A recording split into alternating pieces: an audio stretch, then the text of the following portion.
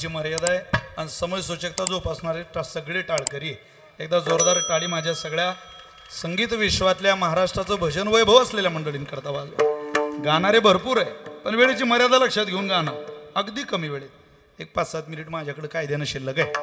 तसं कीर्तन 9:45 सुरू झालं 11:45 थांबलं पाहिजे पण कायद्याचं उल्लंघन केलं पाहिजे कधी कधी मग काय कायद्यातच राहतं का आता काय काय कधी कधी करायचं असतं असं काय काळजी करू नका। कीर्तन माझं संपलंय पण तुम्हाला कुठं वाटतंय संपलंय? माझ्या संतोष महाराजांनी मला जरा एक क्लिव दिला थोडंसं त्यांच्याकरता ऐकवतो त्यांची इच्छा आहे। परमात्म्याकडे जात असताना तुमचं भजन घेऊन जा तुमचा स्वभाव घेऊन जा तुमची साधना घेऊन जा। देव तुमचं रक्त पाहणार नाही तुमची जात पाहणार नाही तुमच्याशी असलेलं नातं पाहणार नाही तुमचा कोळा भाव पाहिल का पाहिल मध्यम द्या।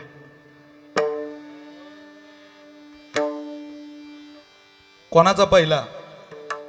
नारद महर्षी भगवंताजवळ बसलेले आणि परमात्म्याचं बोट शिरलं कापलं रक्त व्हायला लागलं वालेलं रक्त खाली पडतंय। नारदांनी पहिलं देवा देवा देवा देवा प्रभू बोट कापलं हो कापलं बांधू त्याला काही नाही नाही तुम्ही कशाला फाडता?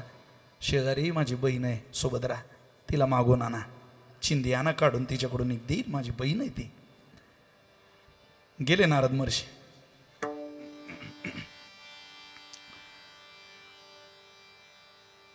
सुभद्रेच्या दारात गेले तिला म्हणतात बोट श्री हरीचे कापले ग बाई बांधायाला चिंदी लवकर देई।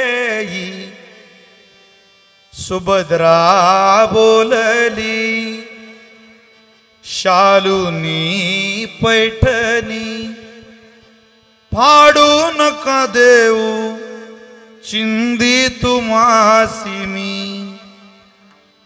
पाठची बहीण झाली वैरीन पाठची बहीण झाली वैरीन द्रौपदीस बंधू शोभे नारायण द्रौपदीस बंधू शोभे नारायण। सख्या बहिणीनं नकार दिला नारदानं पुढचं दार ठोठावलं। द्रौपदी बोलली हरीची मी कोण परी मला त्याने मानिली बहीण काळजाची चिंधी काढून देईन एवढे तयाचे माझ्यावरी वसन देवनी प्रभू राखी माझी लाज चिंदी साठी आला माझ्या दारी घरी आज त्रैलोक्य मुलाचे वसन दिले फाडून द्रौपदीस बंधू शोभे नारायण भर जरी ग पितांबर दिला पाडून भर जरी ग पितांबर दिला पाडून द्रौपदीस बंधू शोभे नारायण द्रौपदीस बंधू शोभे नारायण।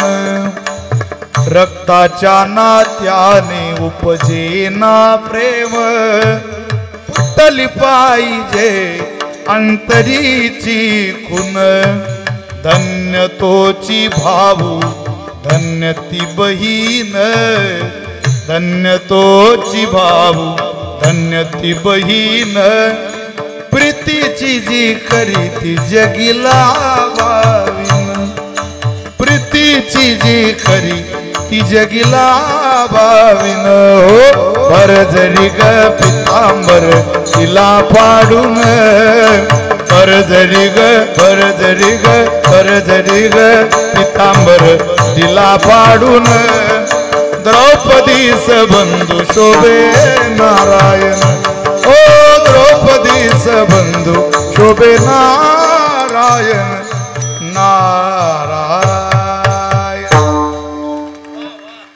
देवाच्या दारात जाताना नातं नाही, सन्मान घेऊन जा, भक्ती घेऊन जा. ती आपली माता आहे, आपलं भलं करेल.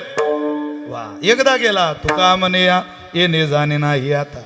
राहिलो अनंताची पायी सांडी मांडी मागे केल्या बरोबरी अधिकची परी दुःखाची या. जर आम्ही या विचारात भगवंताकडे गेलो नाही तर काय होईल परिणाम? अरे ज्ञानोबा तुकोबारांचं बोट धरून चला, भलं होईल. अन्यथा परिणाम आहे का? उद्योगपती, व्यापारी, सगळे राजकीय, सामाजिक, शैक्षणिक, धार्मिक क्षेत्रात काम करणारे सगळे ऐकून घरी घेऊन जा.